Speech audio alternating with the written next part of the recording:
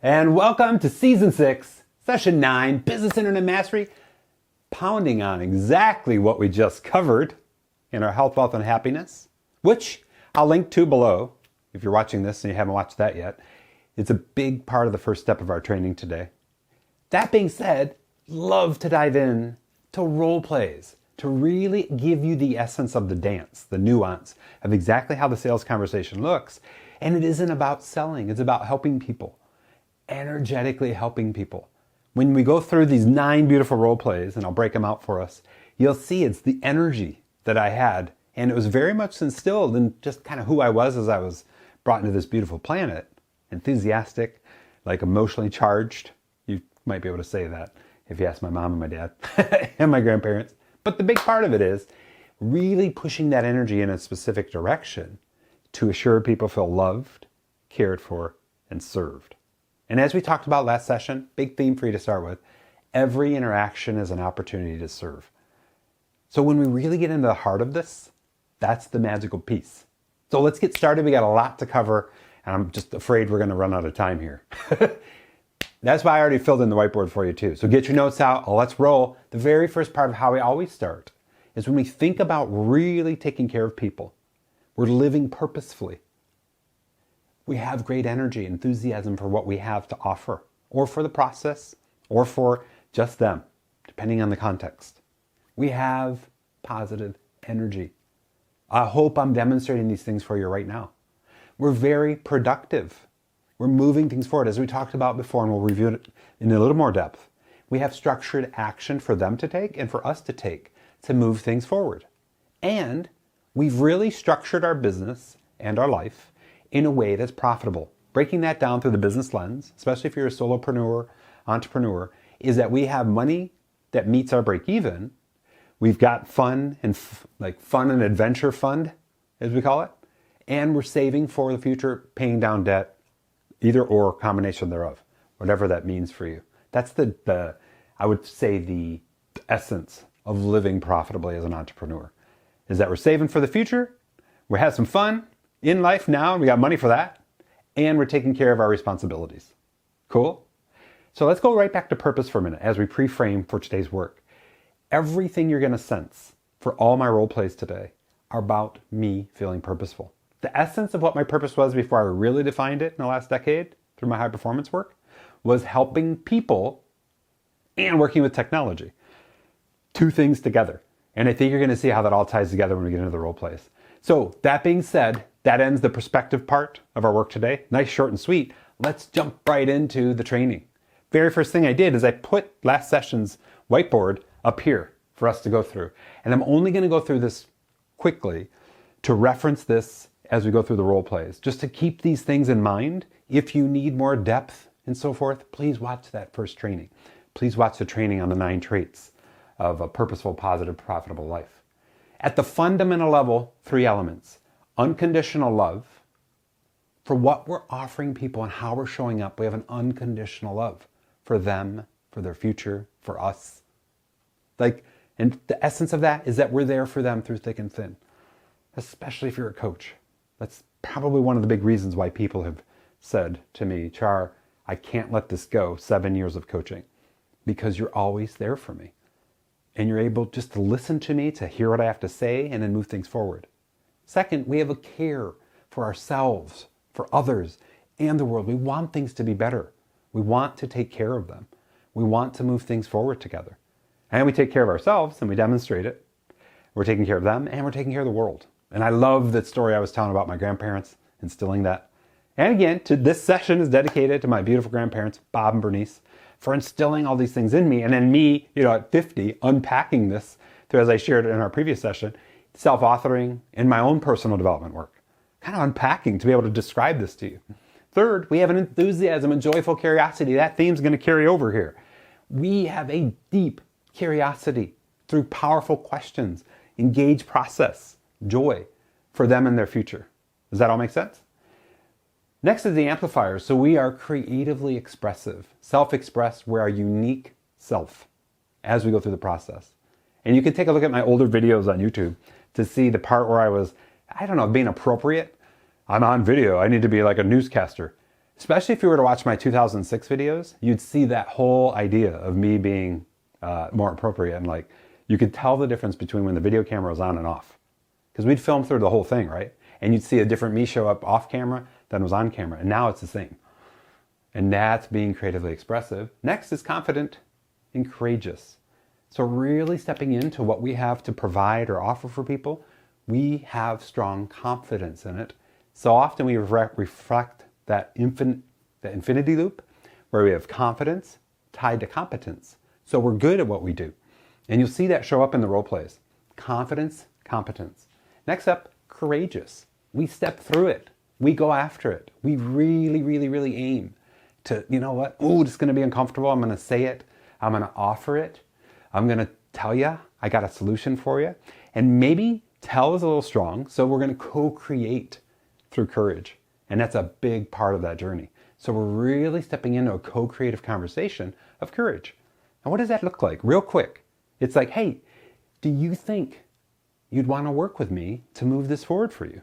As simple as that line is, people have huge problems saying it with people they've just delivered some value with and they want to take them to the next step. Maybe that's you, but we're going to aim to really get masterful here so it just rolls out of you. Think about this. Are you leaving money on the table because you don't ask that question? You do not ask for the sale. There was a study by Allstate Insurance, I want to say it was in the 90s, maybe it was in the zeros, that 80% of salespeople don't ask for sales. That was their idea in terms of the insurance industry. And guess what they don't get? The sale. If you're in the 20% that ask for sales, the percentages skyrocket. Hey, would you like my help working with you on this? Would you like me to help you here? Whatever that is for you, that language, courageous for many, including me in the day, was really forward motion towards getting more sales. Then we have our big three. We have the co-creation part, which we've kind of painted the frame for. We have compassion, which is the art.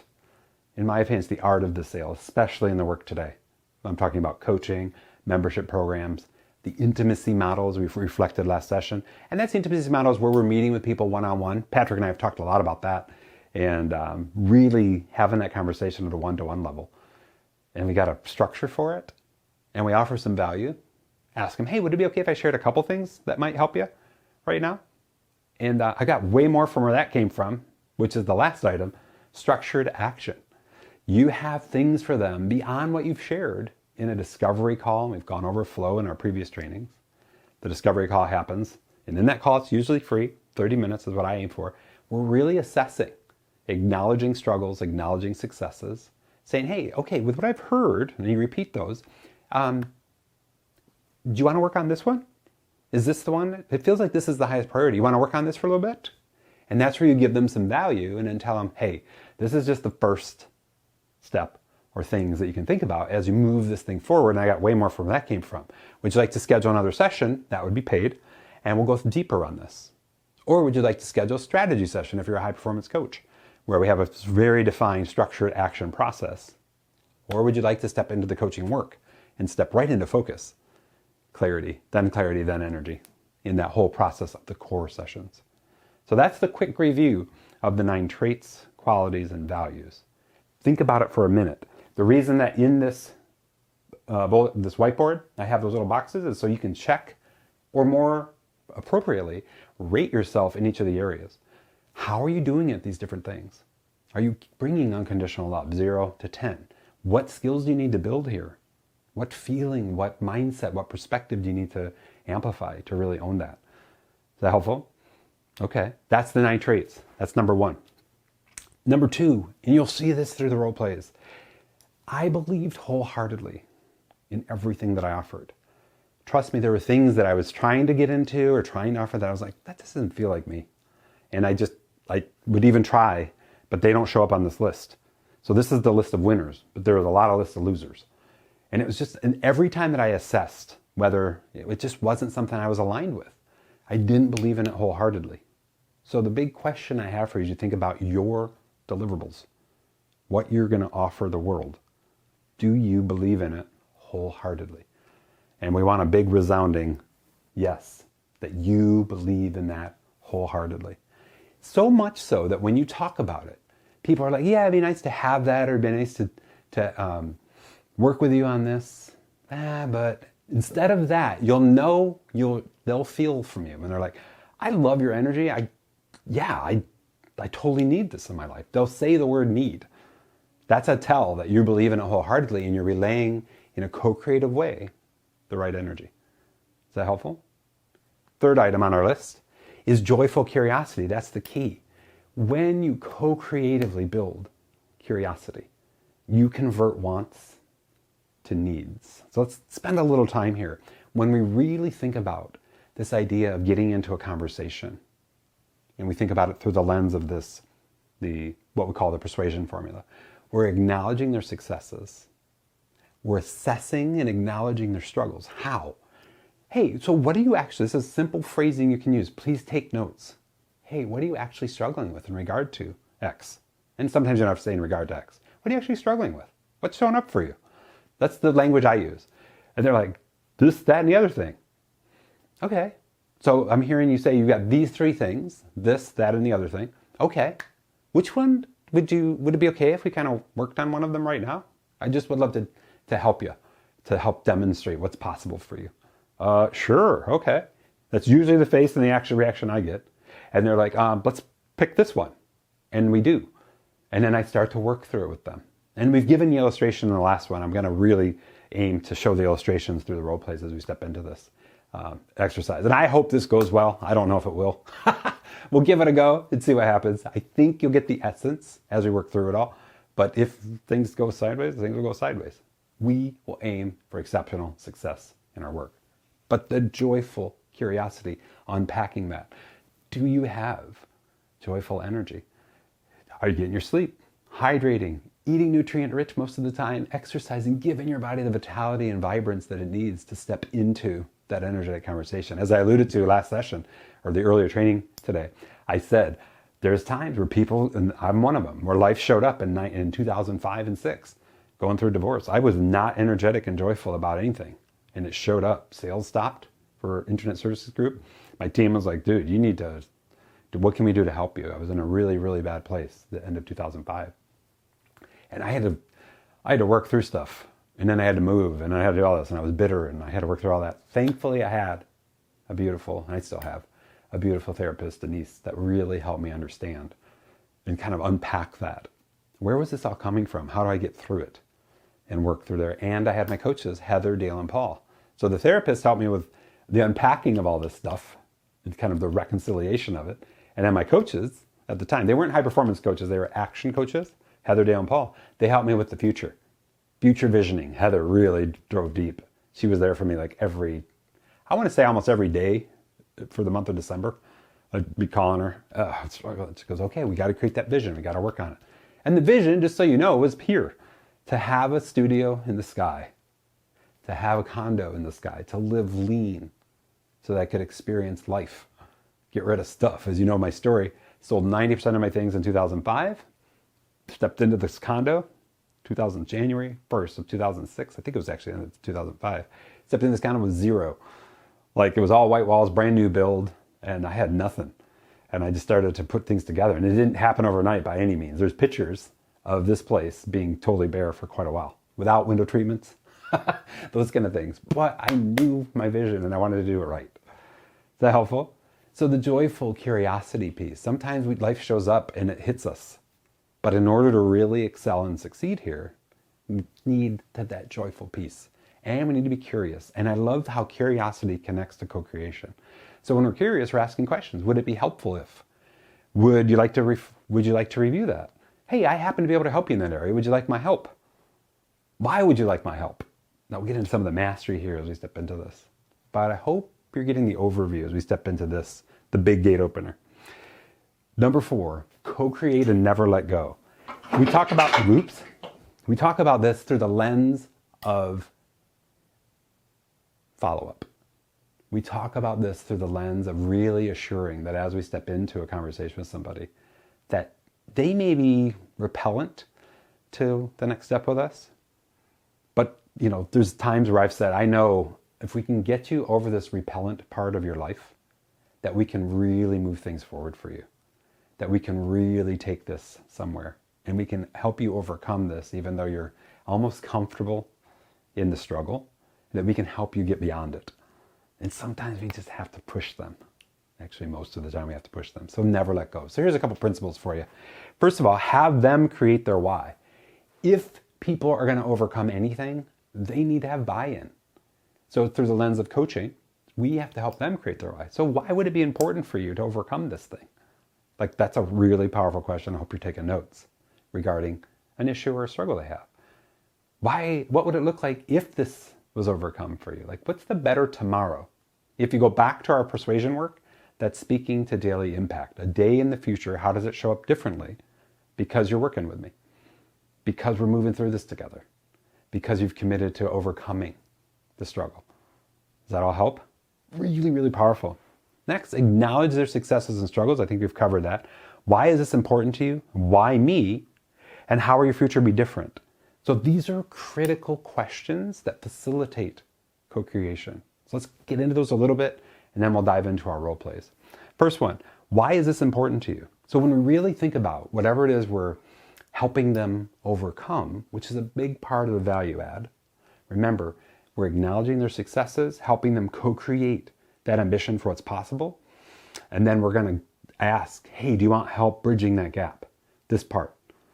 Do you want help transcending to the ambition, to what's possible for you? And that could be related to coaching, high performance coaching. That could be related to us helping you with your internet marketing presence. That could be related to me selling you a computer and teaching how to use it, which you'll see in a minute. That could be related to me helping you automate, which we did. That could be related to me helping you get on the internet. Oh, I don't know about the internet. There was people that were afraid to get on the internet because they didn't know what it would do, especially in the early days where we'd have people come in, total side story for you at ISMI, which is this time frame. We'd have people come in and they'd come in, this was usually 96, 97. They'd be like, we got on the internet, my husband found a new person and we are getting a divorce and I need to set up my own account. And we're like, okay. Didn't think about that as sales conversion. People get on the internet, recognize that they can find somebody else. And now we have two accounts out of one. There was kind of, it wasn't really a joke per se, but it was kind of like a, whoa, didn't see that coming, but it totally made sense. So a big part of that piece was really helping them through the lens of that. And that's a side effect of what was going on there. So why me? Why is this important to you? How will your future be different?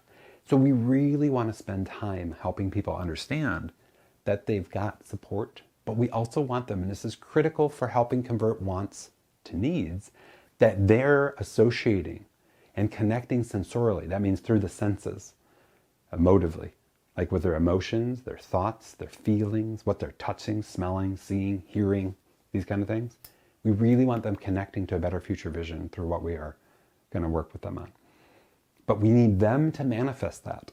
The more we get into that space, and you'll see that show up especially from here down, the more we get into that space, the better.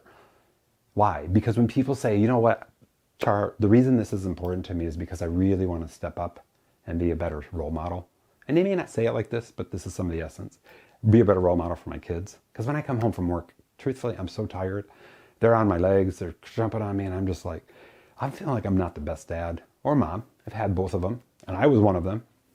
And, okay, so why is it important for you to be the best parent here? Now you'll notice when we dive deeper on that, every time we dive deeper, their want, yeah, it'd be great to have coaching to help me with that, becomes a stronger need. By the time they're through maybe 3 or 4 whys deep of that, please be taking notes. This is critical for you. The more we go down the path with them of why it's important, the easier, the way easier it is. It's almost a side effect of them saying, please help me with this. Let's get through it. What's it cost? Doesn't matter. Just send me the link.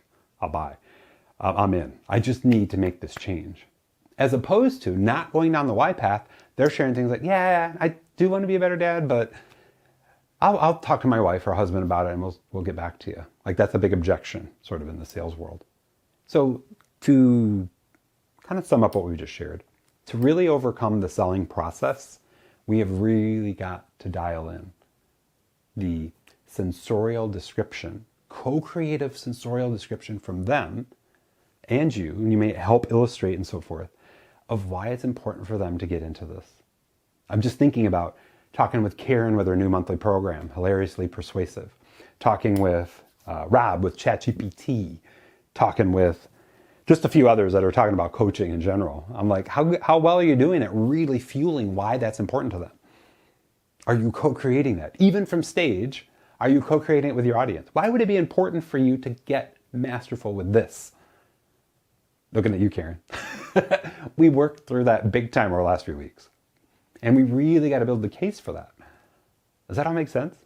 So I'm just really trying to help you with this big guy, converting the wants to the needs. If you get the needs dialed in, people are like, give me. It's not even a money issue. Even if they don't have the disposable income to do it, they will make it work. It's not on you, it's on them. They will make it work. You've probably been in this situation. You're like, I really can't afford this right now, but I really need this. Operative word being need. And again, and I want to make sure we frame for this, we're not manipulating people to buy stuff they don't need. This isn't the case. We're not manipulating people to do stuff they don't need to do. We're having them assess that this is really critically important for them. And if they say it isn't, okay, well then I don't think I can serve you. That's fine. We're not going to go through with this. We're not going to make that happen. That's okay. That's a big part of that whole process. And we don't have a connection to that. Like, I really aim to help you. If you're like, oh, they didn't buy from me. It's like, it's not your fault. If you did the work and they don't have the funds or they don't have the drive, then okay, that's cool. But we want to put in the work, because I think you know as well as I do, especially for many of the offers I've been working with people on, that if they get into this, their lives or their businesses or both will be much better. That's how I believe about our mastery community. Is that helpful? So with everything I've covered so far, from the mindset and perspective piece, the 9 traits, qualities, and values, through believing wholeheartedly in what you have, through you stepping into joyful curiosity and making that your rhythm. That's a huge part of what high performance did for me, because I was able to step into consistently, as I shared in our previous training today, that idea of going to day 3 at Brennan events in 2014 versus 2013. Day 3 I'd fall apart in 2013. Day 3 in 2014, I aimed to have joyful curiosity there. And that was a game changer for me. And I can always tell on that day 3, even last week's certification. Then we co-create and we never let go. If we know what we have, we never let go. We keep asking the whys, and they may say, I got to follow back up with you. We follow back up with them. Hey, is it still important for you? You can do a 9-word email. Hey, is it still important for you to move this forward in your life? Would you like to get on a call again and just kind of talk this through? Because they'll have time to let it simmer, percolate. Helpful? That's the essence of that part. So let's dive into the role plays. And let me pick up what I dropped, which is my beautiful space shuttle. And where this all started for me, in terms of me seeing entrepreneurial work, going right back to what I shared in the first session, was Gramps and Grams. And the idea that Grandpa had a company called Northern Lake Service that went out and did handyman work, but on the side he had 2 wood shops. One was down where I lived in Howell, Michigan, and the other one was up, well, he had actually 3 workshops. He had 2, one for winter, was heated, and one for winter summer, which was unheated, but he'd go out there and solve stuff with the bigger machines up at his Houghton Lake place. And so what I really learned early on was create cool things. And then I made the connection. Grandpa would go to craft shows, and he offered me to go, and that I could make cool things that I really believed in. Let's put it this way, that I wholeheartedly believed in and had a passion for, which, thanks to my mom in 4th grade, she let me stay home and watch the shuttle Columbia, which this is my version of it, take off. And I couldn't even believe my mom let me do this. I was like, Mom, can I just stay home today and watch the space shuttle take off? This was in 1980, I think it was. The space shuttle Columbia took off. I had such a passion for the space shuttle. So inside this first role play, we're talking about, well, let's start with the second role play, 1985. The crafts, the wood crafts. This was one of them. I'm like, wow, I could make this in the shop, and I would go through and I would take 1x3s, cut them in half, and I would lathe out, which means spin out the booster rockets and the big liquid oxygen tank, which is this guy in the middle. And I would lay them out, and then I would sand them down. And then I would take a 2x4, cut it in half, and make this guy. And then I would take some of the 1x3 and make the wings. And then I would take the dowel sticks and make the booster rockets on the actual shuttle, and the little rocket covers, and this little tail. And I had the tail I used to have come out here, but it would break off too easy, so I made it shorter and stubbier. Then I would wood burn the stuff together. Now imagine, let's extract what I just shared with you. Imagine you put in that kind of quality, care, creative expression, and uniqueness into whatever it is you're offering. So if we extract that language or that mindset into the membership community, what can I uniquely provide that's unique, that's my self-expression and creativeness? And it's trainings, articulations, actionable structured lists, support for people through the roundtable, high performance coaching, which isn't my process, but I'm bringing my self-expression to it, and another roundtable. So if you think about the structure of what I just shared, and we extract the point, the fundamental of it, is this wholesome? Like wholeheartedly, not wholesome, wholeheartedly me stepping into this. Is this wholeheartedly me stepping into this? Now imagine, we'll get right into role play now, in the craft show, typically Friday night, Saturday for, I think it was 9 to 3, maybe 9 to 5, and Sunday 11 to 3. We would go and we'd sit, we'd have a little booth and we'd sit, and people would come up and they'd see my space shuttle and they'd see these boats and these cars that I made. And they'd be like, wow, these are cool. Did you make these? And I'd be like, yeah. My grandpa and I, well, my grandpa has a wood shop, and my grandpa and I, we go out in the shop together and we make these things. And I love the space shuttle and I love space. So I decided to do my version of the Space Shuttle Columbia. And it's cool because look, and I would take it all apart and I'd show them how it worked. And I'd ask, even back then, I would ask this, which was so sales oriented about what we know and teach today. I would say to them, hey, what do you think about this? Grandpa taught me that. Ask them stuff. Char, ask them stuff. Like, what do you think about this? She goes, my granddaughter, my grandson, or whoever, or son, depending on their age, would love that. And what is it again? It takes part. And you made this? Yeah. And it was I think it was $10, which to me at the time was like $1 million, right? And I would say, yeah, I made this, and I try to go out every night with Gramps in the shop, and we make these. And I make a lot of other things. And yeah, and I sell them. And what I'm demonstrating here is the immense amount of pleasure and joy and energy in the woodcraft, and the fact that I made it, and the fact that it brings joy to me and to others who have that similar passion. You sense how these topics are coming into play? But you would know, and I wish I had this on video. Back then we had the big video cameras of me doing this work. I dug through stuff. I'm like, we never did video that. And I'm so bummed that we didn't with the big VHS tape. But you would hear me energetically, enthusiastically, with deep care for them, deep care for their grandchild, and deep care for the passion of space travel, sharing with them what I made. And I got to tell you, people were just like, well, I want to buy one of those, and I'll take one of those trucks in the cars. And I'm just like, oh my gosh, in my brain, I was like, $15. Now at the time, one part of this journey, I was building my funds to buy my first Commodore 64 computer. And then I needed to buy a tape drive so that I could store the programs that I would write, because I loved computer programming. That I would store the programs, so every time I turned my computer off, the work I did didn't disappear. So the first part was me saving half for Commodore 64, and my mom and my dad were happy enough to spend, for every dollar I saved, they put $1 in. And it was $200 of service merchandise. So I'm looking at this like, this is like, my mom was so cool. She made a bar chart of the total cost. And every time I made money in $5 increments, she'd put that on. I had it on my bulletin board in my room. And I'd be like, I just moved up 3 bars. I sold one of these in a car and a boat, these little things that I had made to move that up. But it wasn't as much about the computer as it was about seeing the excitement. At 7th grade, I think it was for me, 1985, if I can do the math right, of me selling crafts that I made with Gramps. And me having that, back then I just took so advantage. I thought every kid had a grandpa with a wood shop. And then me sharing the passion for what I made. And then thanks to the role modeling that I had, and I unpacked all this as I talked about last session with self-authoring, when they would say, yeah, I'll take it. I'll be like, oh, so cool. I said, I hope if they had reflected on their grandchild or whatever, enjoys it as much as I do. And let them know if they want me to make a special one or something for them. I'm happy to maybe it's not the space shuttle, maybe it's just a rocket, like Saturn rocket or something like that. I'm happy to draw it out. Grandpa taught me how. He was a draftsman. He taught me how to draw this stuff out and then measure it out and then put it on the lathe and do all that stuff. So there was a lot of context for that. But I hope through that first role play, you're sensing the dialogue and you're sensing the wholehearted ownership of what I created.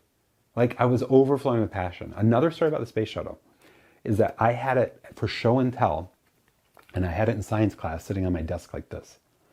7th grade, and I cannot remember her name. She had red hair, amazing teacher. It wasn't for that class that I had show and tell. It was for the next one. But I didn't have time to go to my locker because I had to store it very delicately, so any of the parts wouldn't break off. But it was for my next class. I think it was English. And we had to do show and tell about something. So I was bringing this in and telling the story I'm telling you about how I made it and so forth and why it was important to me and that kind of stuff. So I had it on my desk, and she said, Char, tell me about this. Did you make this?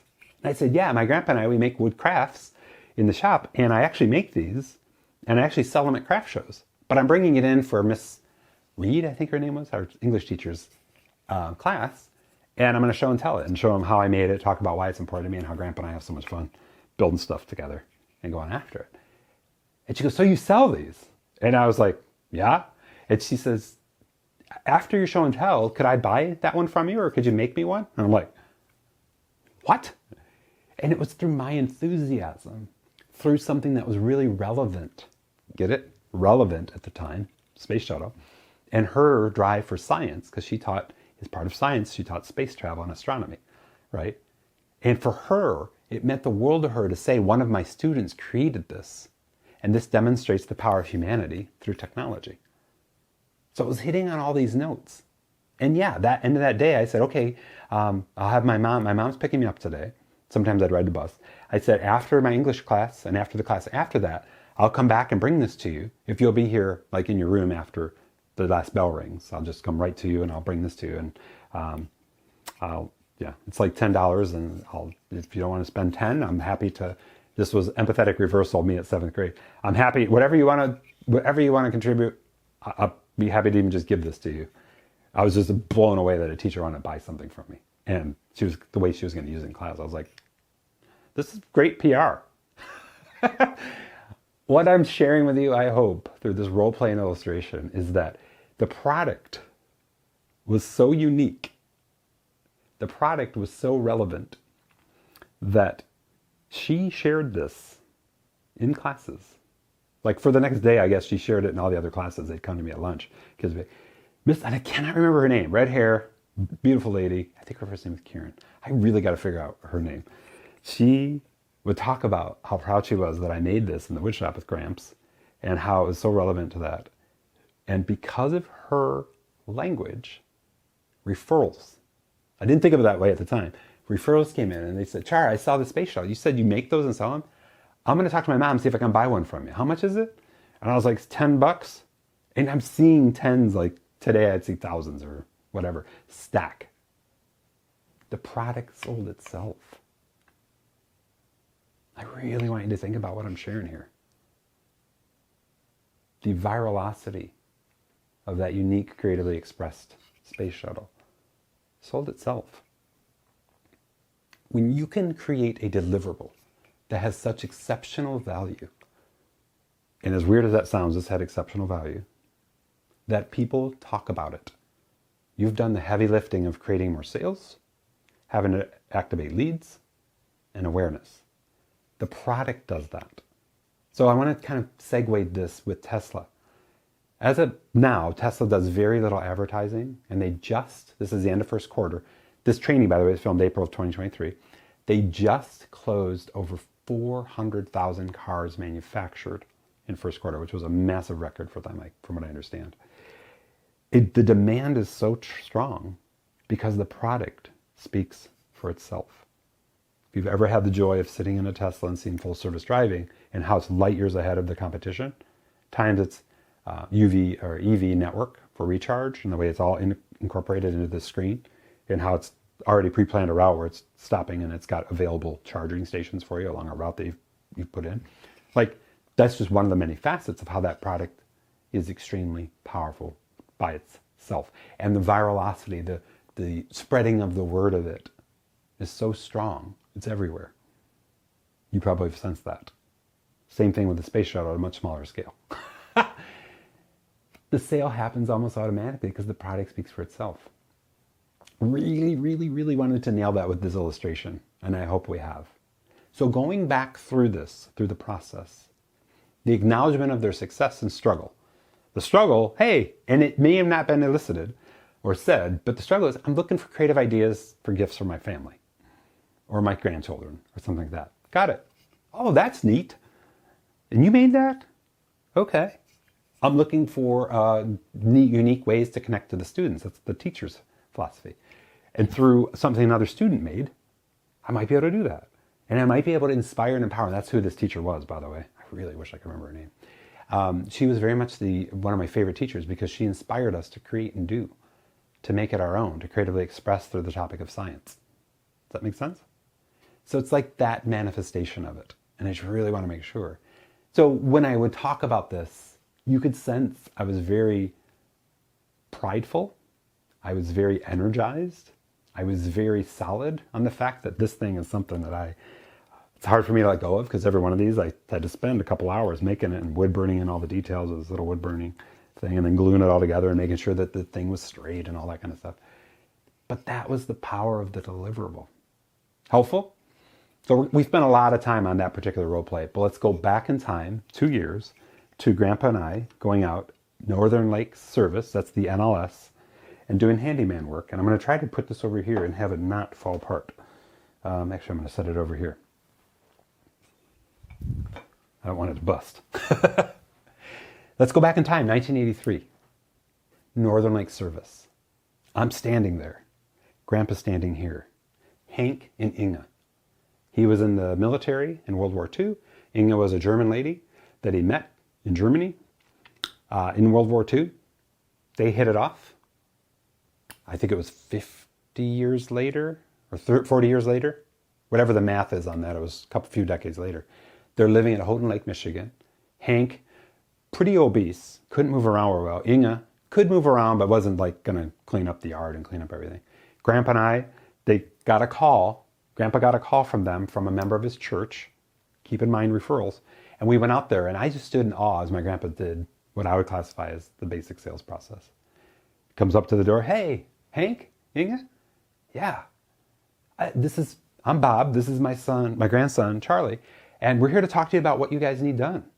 And I just want to make sure you know, we can help with like yard work. We can paint stuff. We can repair stuff.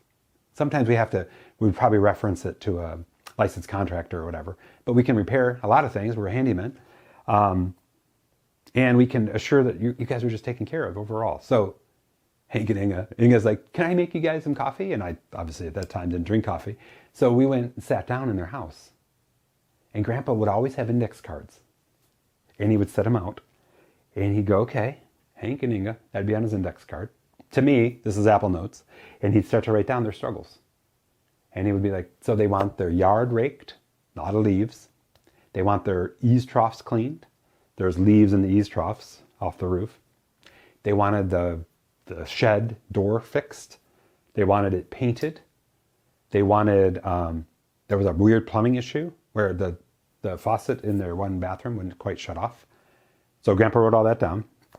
And he goes, okay, is it okay if we take a look around here to see if there's anything else that we may be able to just knock out for you too? And they're like, please, whatever you see, let us know. And we'll make that call as we think through what we can afford and what we can get done.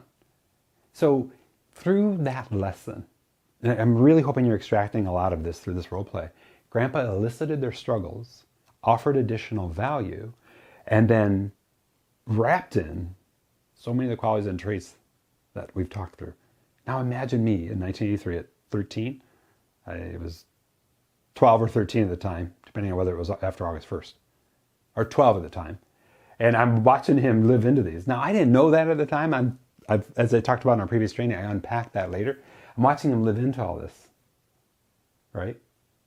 And then his version of creative expressiveness was like, hey, you know what? There isn't really something that can solve that thing, but I'm going to make something in my shop that will solve that.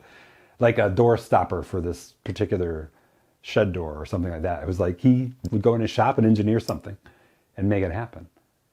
The ultimate DIYer. So then after we did the walk around and we saw everything, he'd write a couple more notes and he'd go back in and sit down. And this is the sales process. Okay, here's all the things we can do. And based on this, so you put numbers by them, it's going to be $500 for all of them. And if you can't, this is the art of this role play. If you can't afford that right now, you can put 100 down now, just 100 cash, write me a check. You can write me one in a month if it needs to be. He didn't say cash flow, but if it needs to be within cash flow, we can split that payment out. I was like, okay. To me at the time, I'm like, this is how it's done. Grandpa's the man. But listen and unpack what I was infused with. He was in a co-creative state. He was the master of joyful curiosity. He was very, very curious. Even when I got my first Commodore, and he saw his job disappear. He was a draftsman at Ford Motor Company because of computers, and he could have been bitter towards computers. He wanted to know about them. He didn't take the bitter path. A lot of his coworkers did because they got squeezed out of jobs. They had to learn CAD, computer design, or get knocked out of jobs. And they weren't at retirement age. He was. So when I got my first computer, he goes, Char, can you get me one of those? My grandma and me look at each other. We're like, you want a computer? Yeah. And then just tell me how you do that programming thing. So I got him Compute Magazine with a Commodore. We hooked it up to a TV, and he would sit there, and he couldn't type like this. He typed hunt and peck method, and he would do that. But you sense this idea of how that joyful curiosity is approach to life, incorporated into his sales process. So Grandpa would review it all. Here's what we're going to do here, here's what we're going to do here, here's what we're going to do here. And if we see anything else come up, we'll let you know. We can get started next week. And my grandson's here for the summer, so he'll be with me most of the time helping out, taking care of it. Whew. Hank and Inga were like, yes. They became great friends of my grandma and my grandpa. They became great friends of mine. And I remember being so bummed when I found out Hank passed away a few years after our work, and Inga shared that with us. And I just was thinking like, wow, Gramps, we really helped them keep their place up. And we would do it, I guess, year after year, if I remember right. I don't think that I was there like maybe the second or third year to do it, but I remember going back there like a couple years later. He goes, I'm glad you're here because we're going to go back out to Hank and Inga's and help them do handyman work, clean up their place. So the unpack of this is Grandpa was really clear about acknowledging each of their struggles, offering additional value, documenting it all, working with them on price, and then going through and doing the work. And I would say that he did it exceptionally well. And he really instilled that in me. Shout out to Bob. Thanks, Gramps, for being that guy. It's a really difficult conversation sometimes for me to get into. Northern Lake Service. That's the essence of that. Crafts. That's the essence of that. Are you able so far to extract through these role plays the power of deliverables, the power of deep care, unconditional love, joyful curiosity, co-creation, helping them on their path? So often the big mistake I see with people offering stuff is, this is what I got and I know you're going to like it, but they haven't co-created. They haven't got buy-in. Why is it important to you for us to clean your house? Why is it important if you have this craft? Take to your grandkids, because I know it's going to bring them joy. Oh, I think our house is going to look great after you're done. He didn't spend a lot of time there. I didn't spend a lot of time there. It was sort of a natural outcome of those two things. Now I intentionally spend some time there, depending on the construct of the conversation and whether that needs to be sort of built out. And I can sense, spidey senses if you're going to call it, the want versus need part of this, and really making sure we're owning for that. So that's those two. I'm going to check those off. Next up is total system support. So this is 1990. I just got promoted. I think it was 91 when I got promoted, but I was getting there to be the manager and core salesperson for a super small computer company. Rest in peace, Craig Colston, for giving me a chance and telling me, he taught at the local college, Cleary College. And my mom bought a computer from him because she worked at Cleary College. And I said, Craig, I took it home and it just felt like there was a couple things that we could have used better help with. And this is me being a spunky little 18-year-old, I think, 18. Well, at the time I was 17 actually. And I said, Craig, if you want help, I'll come in and help out around the shop and I'll learn the programs and I'll get everything set. And then if you want me to go out and deliver the computers, I'll make sure they work properly. He's like, that would be freaking great. And it was minimum wage. It was like $3.65 an hour. And I was doing all this. And I would have, truth be told, I would have done it for free. So as I got in the driver's seat for selling computers, the prerequisite was I loved helping people. You saw that through my other work with Gramps. Develop those muscles, And I came from a lot of these things: care, compassion, enthusiasm, creative expression. Well, I got to be in the driver's seat. I didn't want to have the problem that Mom and I had when she bought her computer, and that was, I got all these pieces, and I was good with tech, so I could figure it out. But I'm thinking like my mom by herself could not have. And I'm like, Craig, if you really want to and I didn't say these words, but it was the essence of it. If you want to create a great customer experience, we should probably take the computers out there and install them for them. Oh, it's just too much work because I'm teaching and all this other stuff. And I'm like, well, can I do that? And this is the seed stage of adding exceptional value. You come in and buy a computer from us, we're going to box it up, pack it up, take it to you, and install it for you. And we're going to make sure it works. Then I thought, how can we add extreme value there? And it wasn't like I thought of this overnight. It took a while to get there. But the concept was, we're going to go through and put you in the driver's seat, let you turn it on, get to the programs. I'm going to create a batch script. If you were familiar with DOS, Microsoft DOS, the disk operating system, back in the day, that would mean when you brought up your computer, it'd be like number 1 for WordPerfect, number 2 for Lotus, number 3 for Quicken for DOS.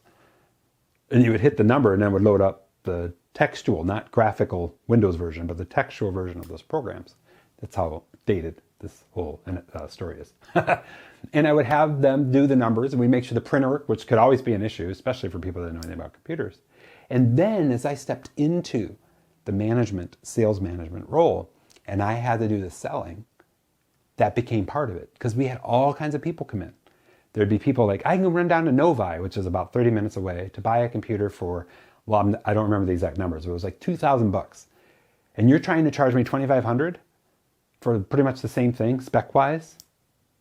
And I had to get chops fast on what our value was. And I didn't know the words value then. So I was like, yeah, but will CompUSA take it to your house, set it up, and teach you it? How to get into it, how to access it, and make sure your printer works? No. Well, do you feel like that's valuable to you? And I didn't use those words, but that's the essence of it. Do you feel like that's valuable to you? Some people didn't. They were price shoppers. Many people did. They were our customers. We aim to serve the people who enjoyed exceptional customer experience. I didn't know that then. I reflected on it as we were doing it, and had, luckily, in the Chamber of Commerce, had a guy, Bill Park, who would help me see stuff. And he got me involved in the Optimists. What do we call that? The Optimist Club? Yeah, it was like the Optimist Club. I think that's the thing. And we actually went there, and I started to understand some of these business concepts. And I remember just Bill going, the reason, him telling my story without me knowing it, the reason Charlie's here is because he delivers amazing value, and he's delivered to me in setting up my computers, in that he comes out, sets them up, and makes sure they work, and then makes sure, this was the operative words, make sure you understand how to use them. You feel the vibe here? So let me go back through the role play. People would come in, and they'd have a little, some people would have a little note folder or cutout from CompUSA's pricing, and they'd have ours price sheet, so to speak. And they'd be like, I want a computer from you, but I don't want to pay this price. I want the CompUSA price. And I'd be like, well, back up a minute. Let's make sure. Are the specs the same? And many times they were. Sometimes they weren't.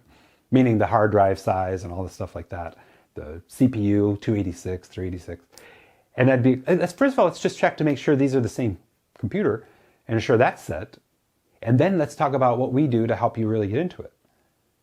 So does CompUSA go through from Novi, 30 minutes away, go through and deliver the computer? Nope. Okay. Do you think that's, I didn't say the words, do you think that's valuable? But I kind of insinuated, hey, well, do you feel that that's different about us than them? Like rudimentary version of the words today. Yeah. Okay. Well, this is our price with those things included. Can you not come out and sell a computer? We don't actually do that because a lot of people have a lot of problems. And we've had some returns because they couldn't get things to work. And we just want to make sure that we're taking care of people from door to door, bringing it in, setting it up, and then really making sure that you know how to get the printer to work, because that's always a trick, especially back then. It was a big pain in the rear. Loading these drivers and these disks and everything. And we want to make sure everything works for you and that you get to be put in the driver's seat. I remember saying that. You get to be put in the driver's seat so that you can make sure it all works. We'll turn it on, we'll turn it off, get in all the programs, and you'll be good to go the moment I walk out the door. And at the time when we first started, I didn't teach them much. Like I wouldn't show them how to use the WordPerfect function keys, or I wouldn't show them how to make a basic spreadsheet in Lotus. And I wouldn't show them how to get into QuickBooks and start entering checks or transactions. But then I added that. And I was just looking to add exceptional value. So through the role play, I hope you're sensing there's a strong belief in tech, love tech. I built the computers, then I would delegate them to Dan and Ryan, who I hired from high school to help build those. I'd pack the boxes. There's a picture of me and my ex-wife building computers. We had an order of 10 of them for a school, and we're building them, and I'll have to see if I can dig that out. But we're building these computers, and we're packing the boxes, and we didn't have a big enough car for all the boxes, so we used the Craig's big van and took it to Heartland and put it in for Joanne. I'm just amazed I can remember all this. But the art of it was this. The value of working with me, or not, was that we were going to make sure you were taken care of front to back. And we got them working. Now we made sure that you could start them and that they work properly. Sometimes we get out there and we set it all up and something would be busted. Like the computer's memory chip flaked out or whatever. And I'd be like, oh man, I got to take this back to the shop. I'm glad I'm doing it and you're not trying to discover this. But that was the essence of it. So I'm really hoping these principles are applying in the third role play. We created a great customer experience. We had our own deliverables. We creatively expressed the delivery. It was uniquely us. It was good energy. It was about you and learning. I got that language and the imprint for me through Gramps, helping Grandpa, an older guy, who had a joyfully curious spirit, learn new things and really make the process simple. And I wasn't that good at making it simple then. Now I'm pretty good at that. Does that all make sense? So the sale kind of happened for itself, but we were clear on our deliverables and how they uniquely added value. So through that role play, I hope a few things uncovered for you. Again, how can you make your deliverables unbelievable? That's the piece, right? So now let's go ahead to the next one. Caldwell Automation Systems, 1992. What I saw was a strong need, especially in the real estate market, for, notice I said need, for the ability, instead of filling out all these forms by hand and printing them or using 3-part copy and having to redo them, to use Microsoft Access, which is a database program, to create a form, have it stored in a database, and have it print the form. So what we did, my ex-wife and I, we created Caldwell Automation Systems, which was a short-lived business before the internet business, that went through and we created automation through Microsoft Access. And the strong need was, I just want to have these forms printed and I can type it in and change it and reprint it without having to scratch it out on the 3-part. This is old school, right? It sold itself.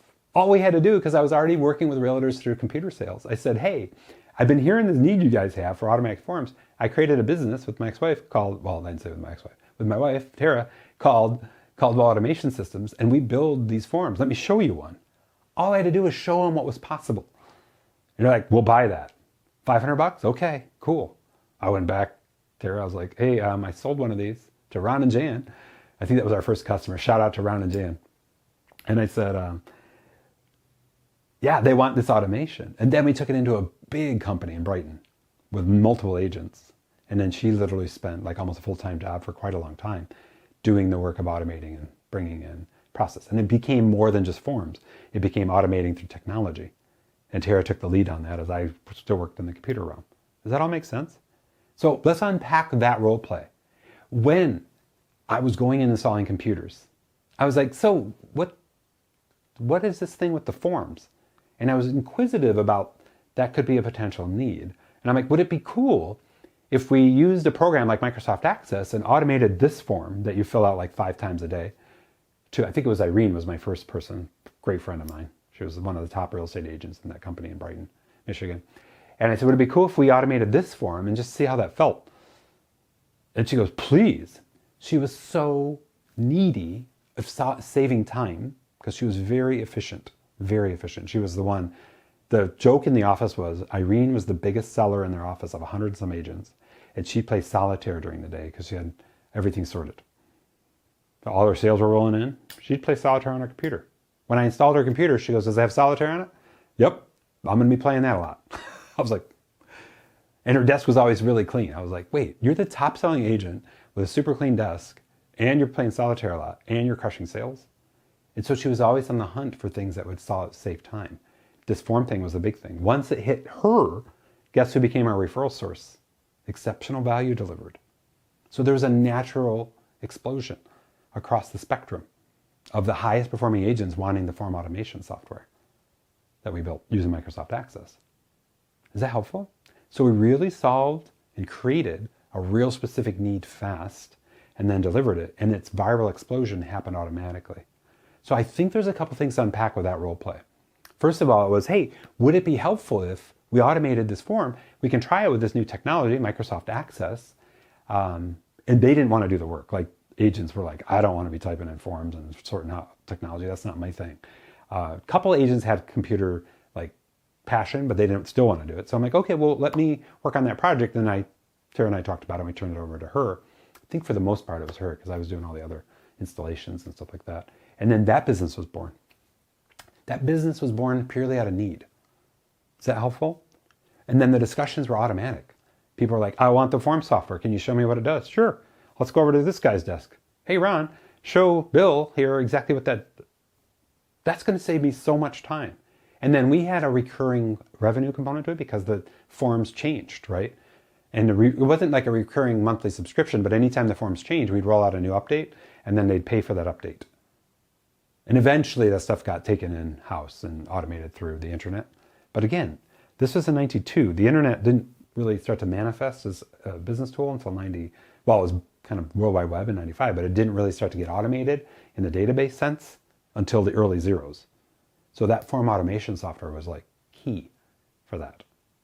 Does that help really formulate through that role play the quality of need and then the conversion of it and then the virality of some product that's got real good legs for solving really specific issues? I hope you're pulling this stuff out of all these kind of role plays. Oh, it's so good. Next up, 95, ISMI. In an ISMI, the need was very strong to have local internet access. In 95, when we started on we rolled out August 1st, my birthday of 95, but we didn't start taking subscribers until September because our backside of our internet connectivity wasn't in yet. Meritech literally had to run, that was the phone company, had to run a big phone cable to the house. That we were in a commercial residential district. I try to get some of these pictures and put them in at least link to them. Maybe put them in the video of this as post-production. But the need was so strong for local internet. I'd have to pay a long distance call. People would come in and sign up. And I think initially we were at like $50 a month with a $50 setup fee. And they would come in and sign up and they'd be saving $300 or $400 a month because they were so addicted to America Online. The early version of the internet. If you want to go back in time, look up some of that stuff. And we had 200 subscribers pretty quickly. So the sales process happened for itself because the deliverable was so powerful. Local live internet. And then we layered on computers, sales, repairs, updates. Then we layered on classes. I would teach classes in the front of our house in this room that I set up 4 computers, and eventually I think I had 8 in there. And then real quickly, within a year, we moved to a storefront. In July of 96, internet services, people didn't even know what that meant. They're like, internet services in Michigan, what the heck does that mean? It's how you get on the internet. Oh, and then you come into our store and be like, so the internet's in here? And I'd be like, not the whole internet, we're connected to it. And I'd have to do this big illustration around a cloud. We'd have classes, we built a classroom in there, we had books, we had a full computer repair center. So we really understood the needs of the market and really went after them. Does that help kind of flesh this out? So the sales process, the role play piece, people would come walking in. They wouldn't know anything about the internet. The easiest way for us to help them was to show them what the internet's power was. So often I'd be like, hey, you know what? I'm going to be running a class here later today. Come and sit in it. Usually we charge $35 for it, but I'm going to give you a pass to come and sit in it. We got an extra seat just to see what the power of the internet is. The moment we got into sending and receiving email and then going on Yahoo at the time to research things around the world, people were like, okay, I'm signing up. And they'd sign up immediately. Oh, and I'm going to need a computer. Okay. Do you want us to come and install? We got them, the main models we've got here, the ISMI Net Surfers. I designed that brand so that we would go out and then take those computers out just like we did at TSS and put them in for you.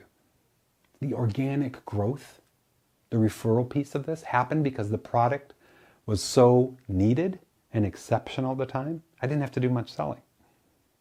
But if I needed to convince or influence people to buy, we acknowledged, yeah, the internet, I think we can use it because, and these were some of the conversations. My daughter's at college and I think we could send emails back and forth that way, and I can send her like information she needs or whatever that would be. And I just really like an email account. Okay, would you like to take our class, which we would typically bundle when people signed up. It was a $35 class, but we'd bundle it with a sign up. If you signed up, I think if you signed up for a year, you got the class free instead of paying every month. And so, that'd be great. Okay, well, here's the schedule for that. And we put it out there. And then we eventually offered Intro to HTML to build your own website, like not using any of the tools of today. Back then it was coded. And then we offered how to use your computer and all these other classes, how to use Excel and Word. We'd have all kinds of things going on. And that was a real big part of it. But the essence of what I really want you to hear through this lens was no matter what they came in with, we would try to equate that to the way that our service or solutions helped them and did more than help them. It amplified their experience, amplified their life, and in many cases helped them grow their business. Because a lot of people, especially in 96, 97, 98, recognized they better get a place on the World Wide Web through a web page. And then we started to incorporate, and I was leading the charge with this, way before any of the tools were available today, Microsoft IDC, which is a data connector. So we could take a web page and pull data from a database and then display it. And we would program for that. And that eventually evolved into what we called our content management system, well before the internet was what it is today. So we were always on the path for adding more value based on feedback. And that's one of the big reasons why I believe our business grew so fast. The product was solid. Their experience with support was unsurpassed. There was competitors that came into the area. We started in September of 95. There were no competitors.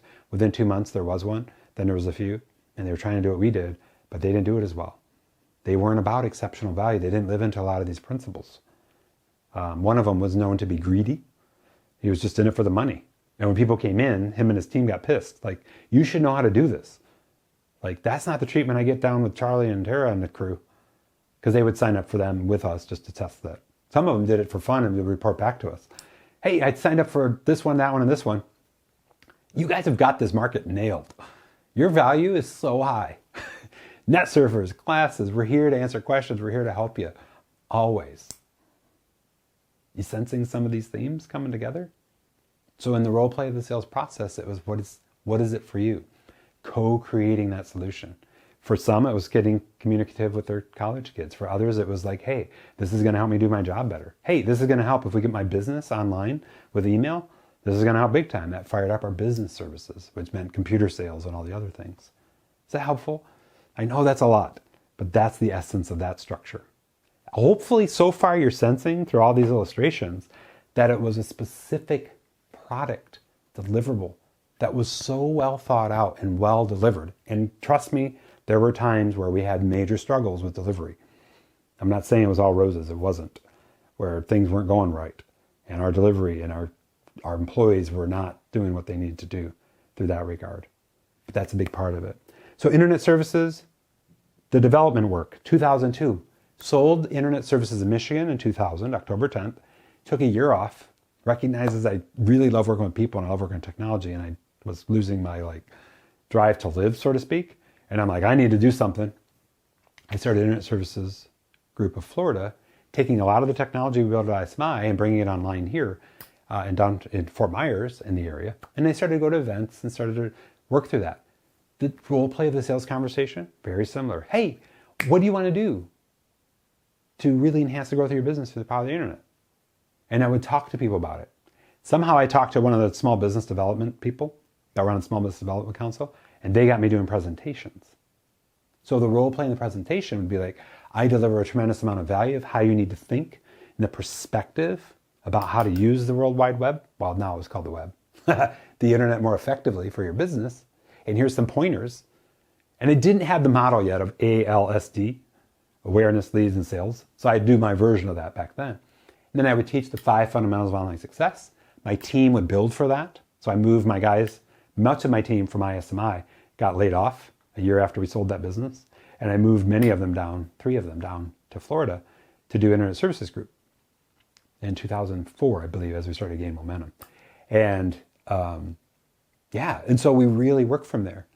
But the power referrals were at play. Good friend of mine, Terry, saw the success we created. He's one of my mentors. He lives here in Fort Myers. He referred me to one of the biggest commercial real estate companies in the area. And when I walked in there, I was already sold. They were already sold. They were like, Terry says, you're the one that can build this technology where we can show listings and have a password protection for PDFs. And at the time, there wasn't technology for that. That was readily accessible Sounds kind of weird. So I actually built that with my own knowledge using some of the tech we had from ISMI.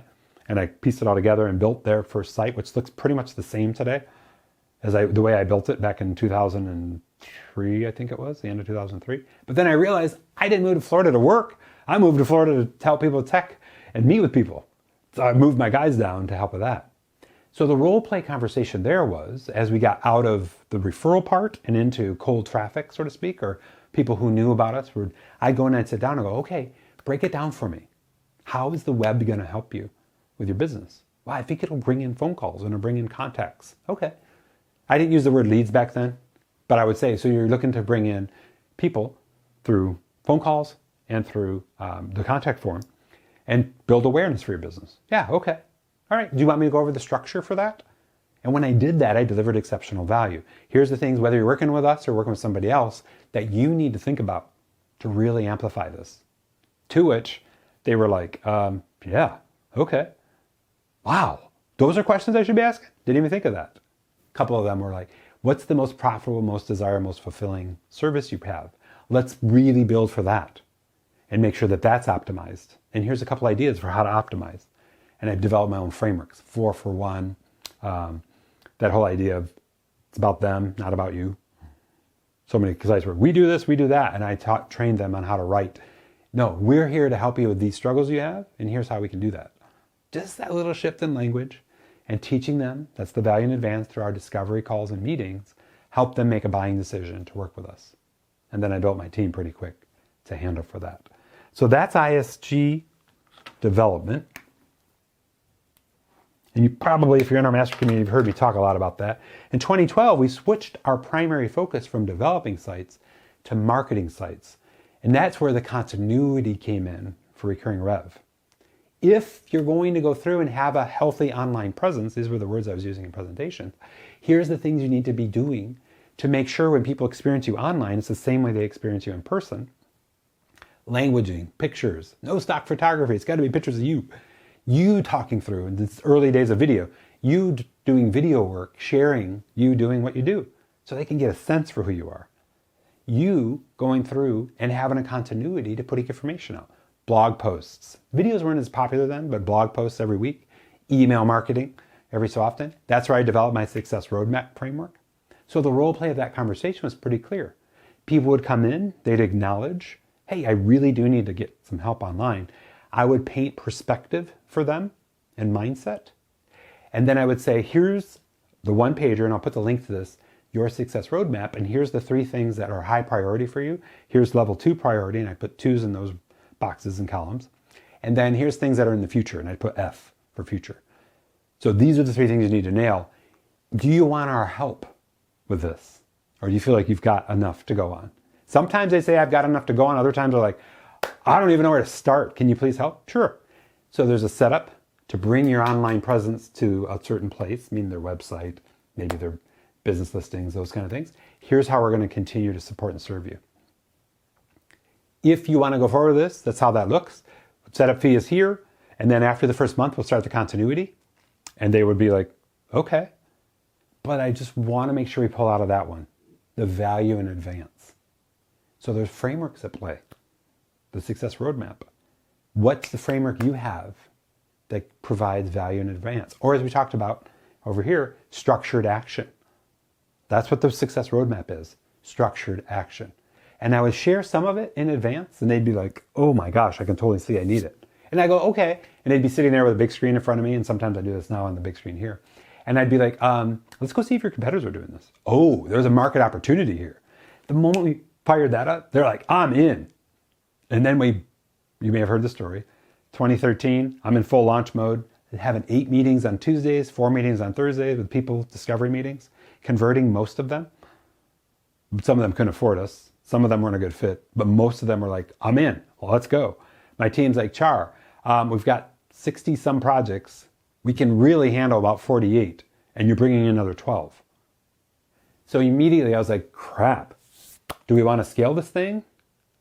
Like, there becomes a point of too much and not enough people. And then to get the people trained, I'm like, we all agreed we didn't really want to grow our team because we kind of came out of that recession a couple years earlier. And we could see if we build that team, it's going to be painful if we go through another one. which was top of mind. But on the other side of it, I was like, let me open up a training company so I can at least help people do it themselves. That's where Life and Business Success Group came. So today it exists in its current form where we have the training company, Life and Business Success, and we have this do-it-for-you company, Internet Services Group. You sense how that was born as a need for that? Is that helpful for you as you think this through? So that's the marketing company. And I may have to create some supplemental training here to really dive deep on how to create the frameworks. I'll go back through our training and see if I did a training on that, but to how to create frameworks that add exceptional value. So if you think that's something that you'd like me to cover, please let me know. Direct message me, tell me in the Zoom roundtable, whatever that would be. We'll dive into that. Next up, Certified High Performance Coaching. How did I sell that? Finally, after a year of trialing it, and I documented this in our CHPC Business Builder course, it wasn't about Certified High Performance Coaching. Finally made the connection. It was about whatever I had done before. Finding their needs to really move their life forward. Asking the why questions to go after it. The illustration I use, and I used it a few trainings ago. Just recently, I was down in Naples at a place called Del Mar, sitting at the bar. My wife didn't want to go out that night, so I went down there and I sat down. A gal and her husband came up. What do you do? My job on this beautiful planet is to help people just like you from where you're at to where you want to be. Like really feel the vibrance and love of life. And she's like, whoa, okay. So I said, do you feel the vibrance and love of life? She goes, for the most part. But I said, well, be honest. What are you struggling with? This all happened within a minute. And the next thing you know, she's like, I'm struggling with this, that. My friends are really struggling. And we talked about the gossip versus the above the line, below the line concept real quick.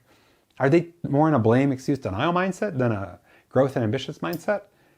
Yeah. Is there a way to help them? I'm like, yeah, there is. The work that I do helps people get focused, get clear, and bring good energy into conversations.